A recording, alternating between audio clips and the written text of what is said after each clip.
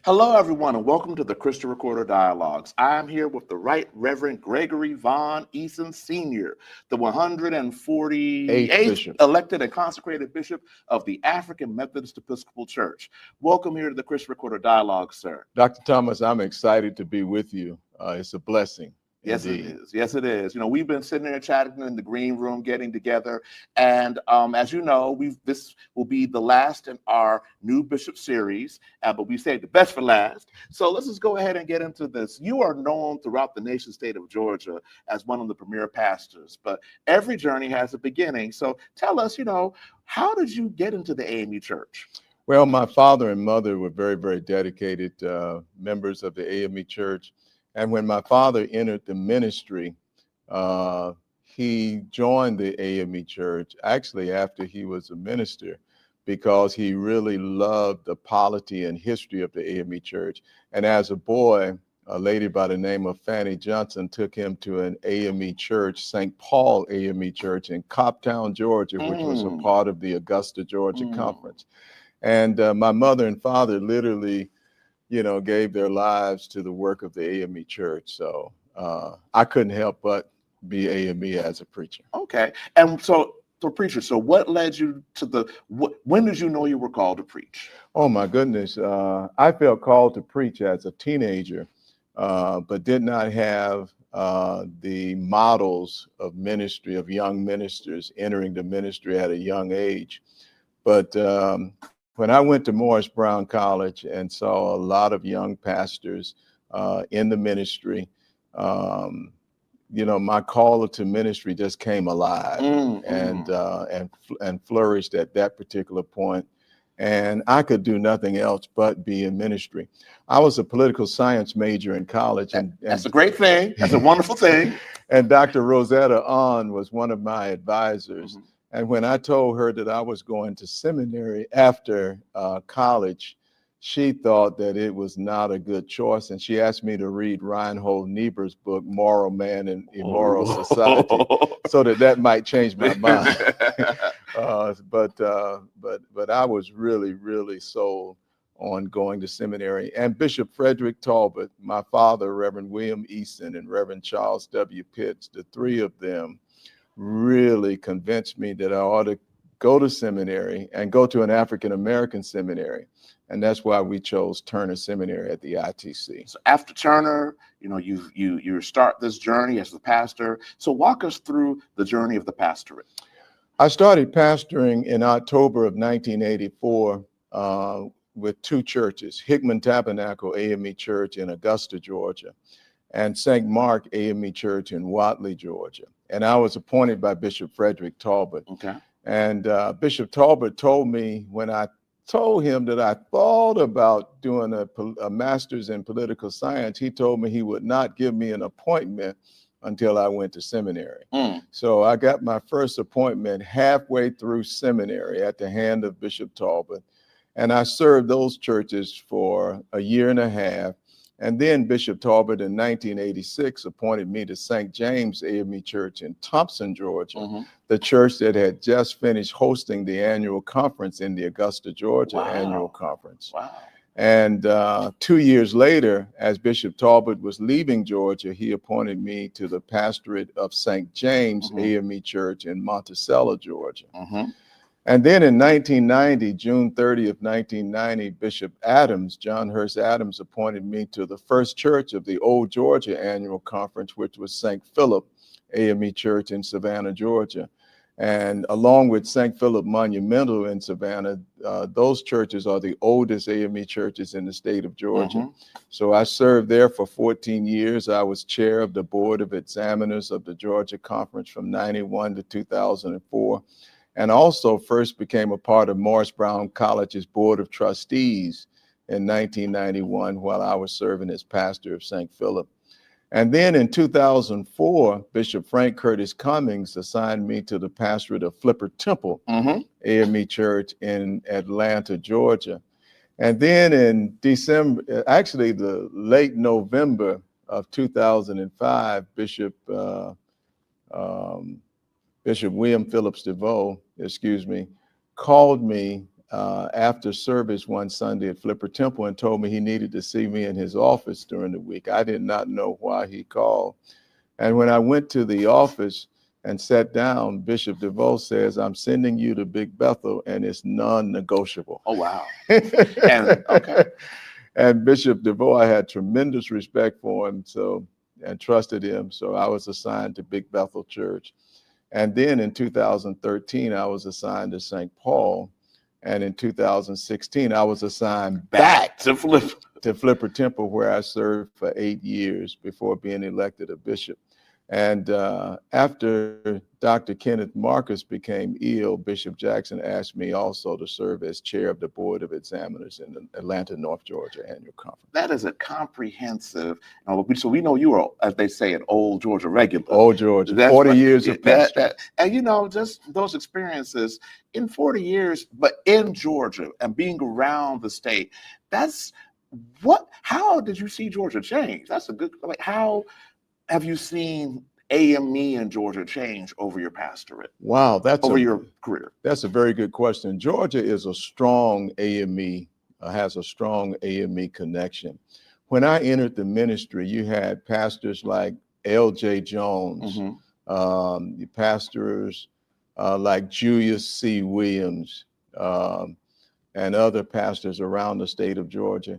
And Georgia, again, was a solid African Methodist Episcopal Church stronghold, strong in tradition. But over the years, a lot of our rural churches I saw suffer because a lot of our people in the rural areas were moving more toward the urban areas.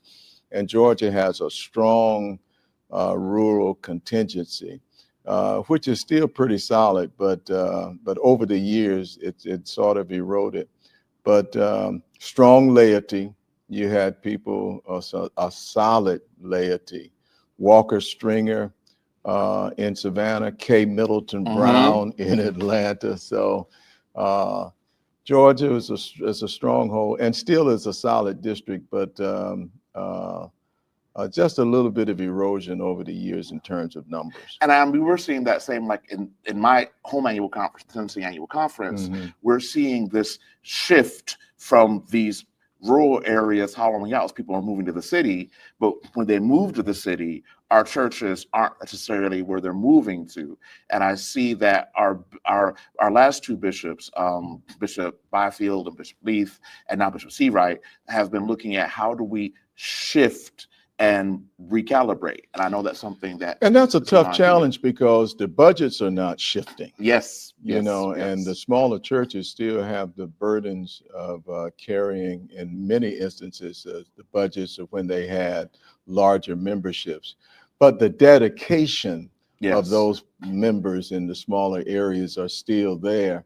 The challenge, though, is that will the next generation of AMEs pick up the mantle that the earlier generations did? There's a move in some areas to combine churches, but when you combine the churches, you usually have the one church taking on the budget of what would have been two churches. So that's a challenge for the AME Church in a lot of our areas where we had strong churches in rural communities. How do we reallocate the budget so that to give those churches an opportunity to breathe in rural areas? So that's a challenge.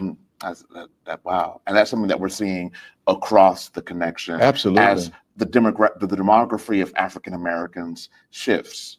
And we're going to have to take a serious look at how we do worship, how we do ministry as a church, and how we can also attract members, new members, to our congregations. I think that's going to be a worthy challenge for us as we move forward. So you decided that you wanted to take an intimate part of this challenge by running for the episcopacy.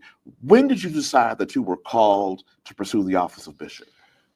I saw solid leadership in the AME Church, and I saw challenging leadership, and it appeared to me, why complain about the church if you're not going to be a part of the change of the church? So I wanted to serve on this level so that I could help our denomination, help our local churches, help our ministers and our laity. A strong desire to be a blessing to pastors and laity and local congregations. A strong desire to help them. Wow. And if I can't contribute to the betterment of the African Methodist Episcopal Church, then why be a part of it? You know, I want to see us grow, want to see us expand, and I'm looking forward to the years that I have to serve to make a difference, to join with other difference makers. And you were also at one point president of the Connectional Council. Yes. How did that role work? Wow, Bishop Richard Franklin Norris at one of our general conferences, who was born in the parsonage of Flipper Temple AME Church, asked me to join the Connectional Council along with Pleasant Haley. And so I became vice president of the Connectional Council and to advocate for the rights of pastors and presiding elders. And over the years, some of our strongest accomplishments was making sure the Ministerial Bill of Rights was still enforced. And at one general conference, I believe it was in Nashville, when there was an effort to really gut the Ministerial Bill of Rights, the Connectional Council, of which I was president at that time, made sure we still had the teeth there. Yep, 2012. Yeah. So, and being a part of the Connectional Council was, I counted it as an honor. When you look back over the history of the Connectional Council, some good legislation came through the Connectional Council. So my years as president, I count as a blessing. And I do hope that we can revitalize the Connectional Council because we need strong checks and balances. In the history of Israel, there was prophets, priests, and kings.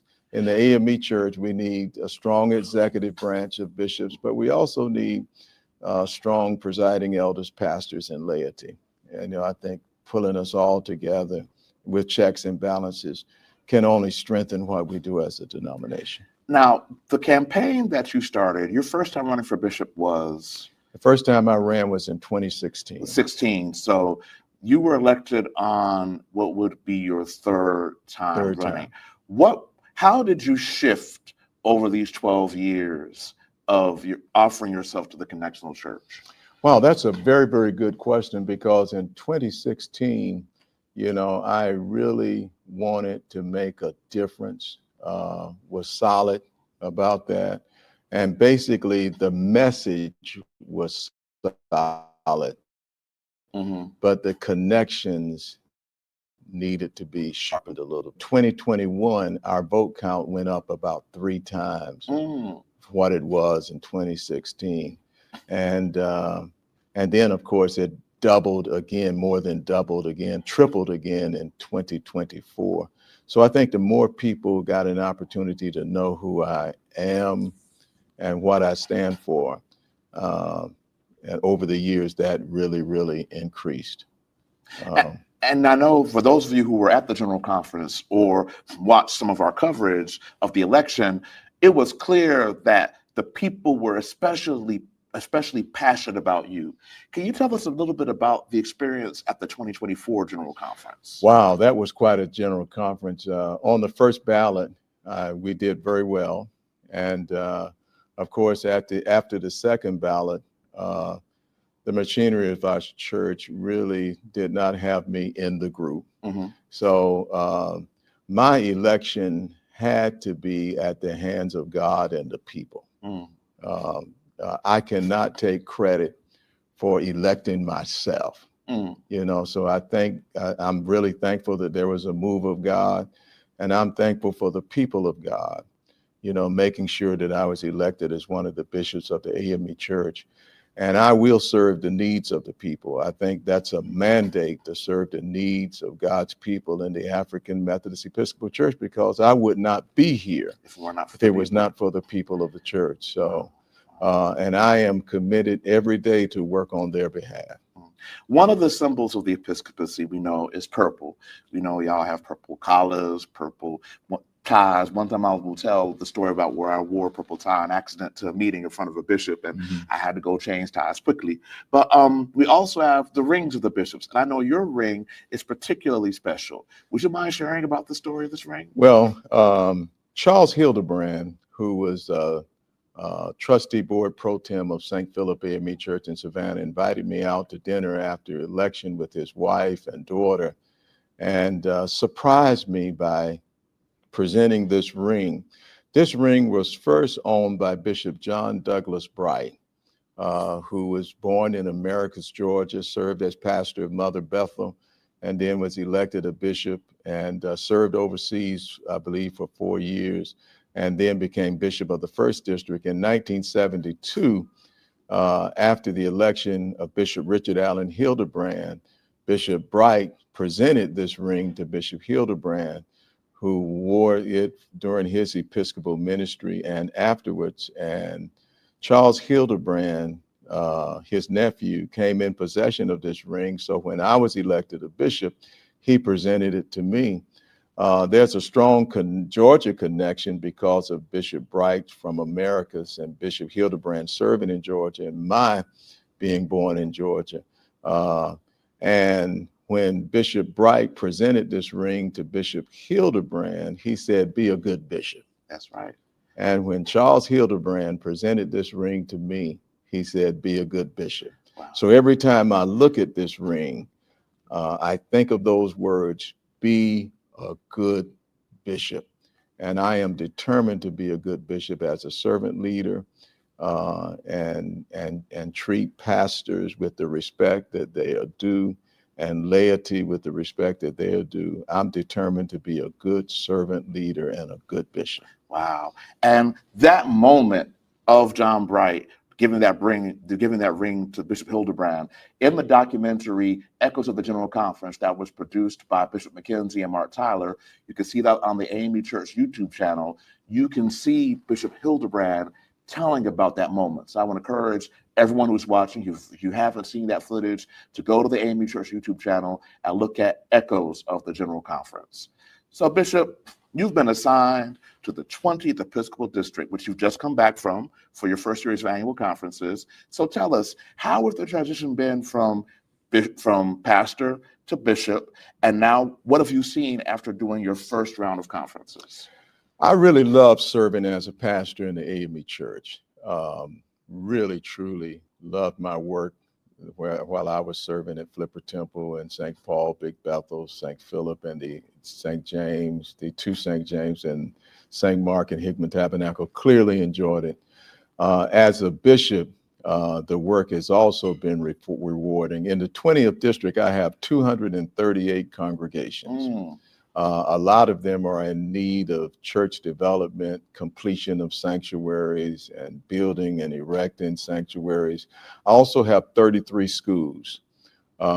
There's needs for health clinics, and then there's a lot of food insecurity. We flew from Atlanta to Ethiopia, then to Lilongwe, Malawi, and we were blessed to serve 3 annual conferences, the Malawi North, the Malawi Central, and the Malawi South. I met a people who are passionate about the Lord and the AME Church. Now, they know the discipline of the AME Church, they know of the history of the AME Church, and they are truly proud to be AMEs. And it was my pleasure to serve as their bishop, to entertain the business sessions, to be a part of their component worship services, to deliver the message and appointments on the last day. So the shift for me was natural. I was blessed over the years to watch some good bishops. You know, Bishop Talbot, Bishop Adams, Bishop Ming, Bishop Cummings, Bishop DeVoe, Bishop Williams, Bishop Jackson. And watching bishops over the years, and then other bishops who I had the opportunity to also visit and see how they operated. It was a very, very natural experience for me. I did not struggle presiding over the conferences. Interesting. Yeah, I felt at home. Interesting. So that was truly a blessing. And then flying over to Zimbabwe and doing the 3 conferences there. The people were just blessings. The presiding elders were cooperative, the component leaders, the laity, the youth. It was just a tremendous, tremendous blessing. We were able in Malawi to provide supplies for 25 of our AME schools. Going to Zimbabwe, and especially in Bulawayo, seeing Sizani High School, which is tremendous. I had a chance to visit there with their board and the principal. And that school is such a great institution that they turn away students. It's like considered to be the best private school in all of Zimbabwe. Oh, yes, it is. It is a credit to what we do as AMEs to have that school under our umbrella. Now, one of the things that concerned me at the conferences is the low percentage of women in ministry. So I was able to really, especially during the women in ministry services during the annual conferences, to ask other women who were not a part of the ministry to raise their hands. And I was surprised that there are a lot of persons in several of our annual conference who has an interest, women in ministry who have an interest in becoming ministers. And I asked the Board of Examiners and our presiding elders to nurture them so that we can increase the numbers there. You know, it's interesting because I think of a person that I think of Passion Musa. Oh my God! And I think of in Bulawayo. Yeah, and I think of the fact that Southwest Annual Conference. She started she was a missionary, WMS, and she rose to become the 3rd vice president of the WMS. I believe, 3rd or 2nd vice president. So she was a connectional officer. Remember, we used to chat. And then I remember looking online one Sunday and I saw her in a robe and a hat. And I was like, yes. And she had accepted her call to ministry, and just thinking that we hear stories of people who have been in our church women's groups and then realize I am called to preach. And 100 years ago, and someone mentioned this, how many people who were great evangelists, great exhorters, but never got to be ordained. And right before your eyes, you're seeing how you were opening the door for women to go on these places. I know that Passion Musa is one who has opened a door for others. Yeah, and people like Rosetta Swinton, who grew up in South Carolina and is serving as a presiding elder in the Malawi South Annual Conference. I tell you, the women who are serving there are making a tremendous difference. Some of them have been in Parliament and in other influential places. But there's a need. There are other women who don't have perhaps the examples of a Passion Musa and some of the other areas but know that they have been called by God. And the brothers said that they would support the women in ministry. So as we continue our service in the 20th Episcopal District, I look forward to an increase there. There are 4 major areas, Dr. Thomas. One is church development. We're going to encourage people to help us erect sanctuaries and complete sanctuaries. And the second interest is education. We want to take care of all of our 33 schools that we have and make sure that they have the adequate supplies, make sure our teachers are adequately compensated. That is really a need. And we also want to thank God for Africa University, which is a United Methodist school that has agreed to educate 33 of our students. And I want to thank Bishop Brailsford and Bishop Wright for that initiative. And we're going to continue that. In 2025, I've already planned to visit Africa University, and several United Methodist bishops here in the States are going to facilitate that visit for us. So we're excited about that. And then, of course, the health area. There's a lot of health concerns in the 5 countries that we serve in the 20th district, not just in Malawi, but in Tanzania, portion of Mozambique, Zimbabwe, and also Uganda. So health is going to be a critical area. And then food insecurity. We want there's a program entitled Farming God's Way that we are supporting, supplying seed and fertilizer to meet those needs.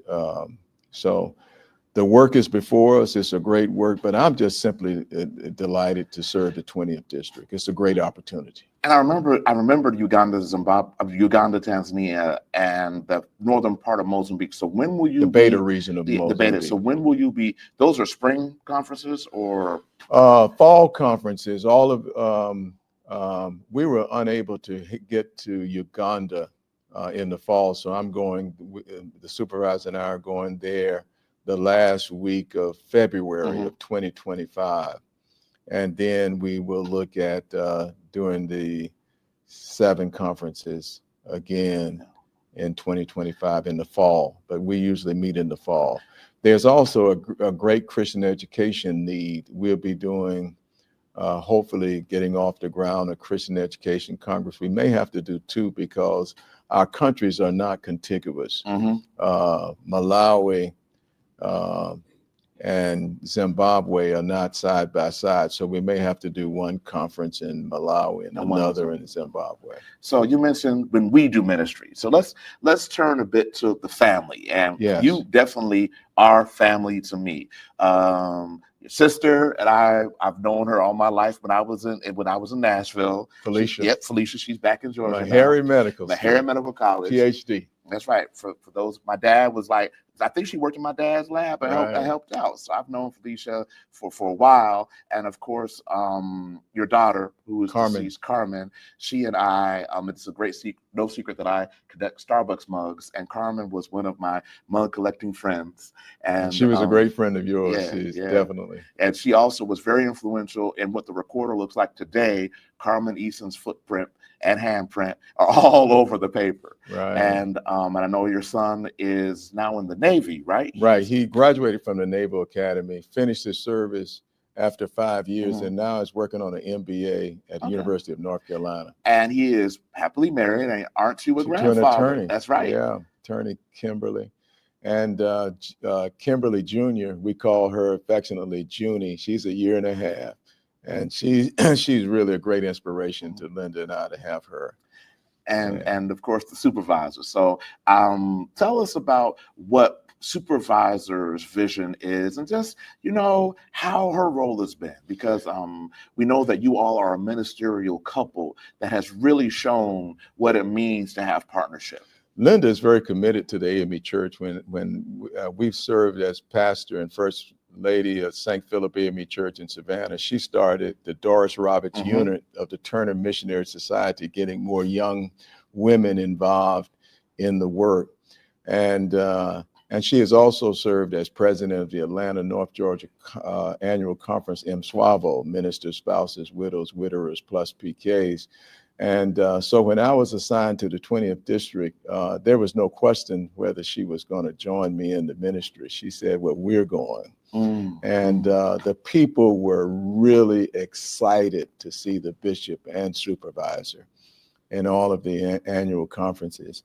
And she sat through the missionary services, worked with our district president and the conference presidents, and the MSWAVO services.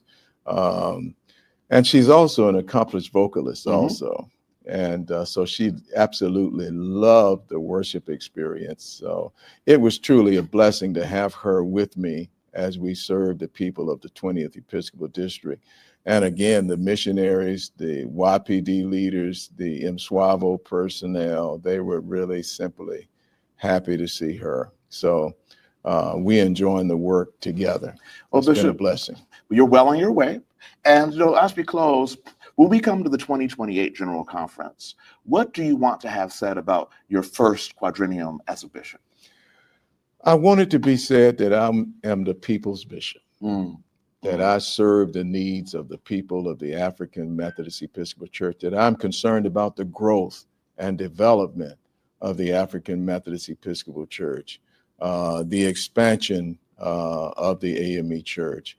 And I also wanted to be said that I served the 20th district well, that I just didn't look beyond the 20th Episcopal District, and that I joined with like-minded persons to improve our situation on the annuity crisis, to again help grow the African Methodist Episcopal Church, and look at ways to strengthen what we do as a denomination. No one person can make the necessary changes that we need to be more viable as an AME Church. So I want to be a part of the group, not only of bishops, but presiding elders, pastors, and laity that's concerned about the future growth and development. I'm not just concerned about where the AME Church is today, but I'm really focused on where we're going to be 5 years from now, 10 years from now, 20 years from now. I'll be retired in 20 years, really before then. I retire in 2036, but I want the AME Church to be strong and viable even after my service is over. And so that June, he has the opportunity to worship in the church. Absolutely. I absolutely want that. The upcoming generations to worship and serve in the African Methodist Episcopal Church. Well, Bishop, thank you for being with us today. Let me thank you. And I'm just excited about the work that you're doing, not just for the Christian Recorder, but in the political science realm, because we're both political science. Yeah, we started talking off of that at the beginning. And as a history buff, I mean, I look forward to sharing with you more over the years. And thank you for having me to be a part of this. It's really a blessing. Well, thank you. Thank you, Bishop. And everyone, we hope you enjoyed this, and we'll look forward to seeing you again on the Christian Recorder Dialogues.